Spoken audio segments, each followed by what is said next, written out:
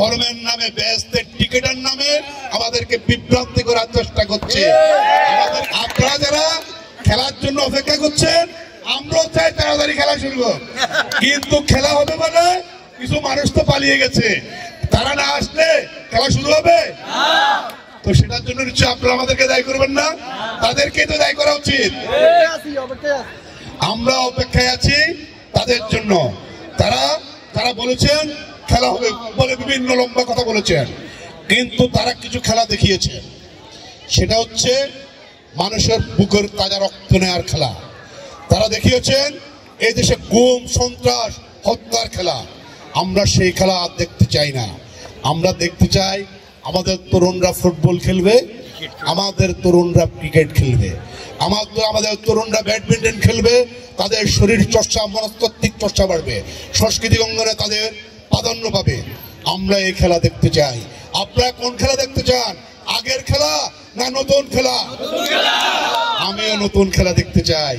এই খেলা হবে মানুষের কল্যাণে, এই খেলা হবে সমাজের কল্যাণে, এই খেলা হবে রাষ্ট্রের কল্যাণে, এই খেলা হবে যুব সমাজের কল্যাণে। যে খেলা রাষ্ট্র এবং সমাজকে ধ্বংস করে দেওয়ার যে ষড়যন্ত্রের খেলা, যে খেলা শেখ হাসিনা এই দেশকে দেখিয়ে দিয়ে গেছে, আমরা সেই খেলা দেখতে চাই না। সমস্যা হচ্ছে আমরা যারা রাজনৈতিক কর্মী, একটি কথা আছে গ্রামীণ ভাষা, আমিও গ্রামের লোক, দেখি স্বর্গে গেলেও বাড়া বাঁধে। আমরা আসলে যেখানে যাই কোনো না কোনো ভাবে রাজনৈতিক কথা চলে আসে, বাদ করে দেবেন। আমরা এই জাতীয় প্রোগ্রামে রাজনৈতিক সমালোচনা করা আমাদের উদ্দেশ্য না, আমরা চাইও না।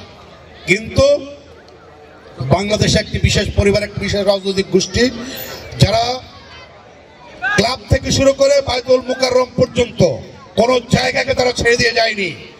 পৃথিবীর ইতিহাসে এটা বিরল হয়ে থাকবে, একটি রাজনৈতিক সরকার পতনের পর একটি দেশের প্রধানতম মসজিদের ইমাম পালিয়ে যায়।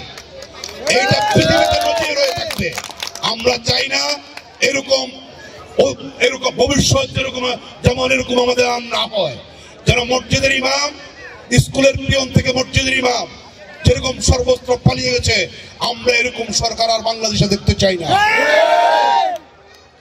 আমরা আবার আরেকটি বিষয় ইতিমধ্যে লক্ষ্য করি, বিভিন্ন মানুষ ধর্মের নামে বেহেশতের টিকিটের নামে আমাদেরকে বিভ্রান্তি করার চেষ্টা করছে।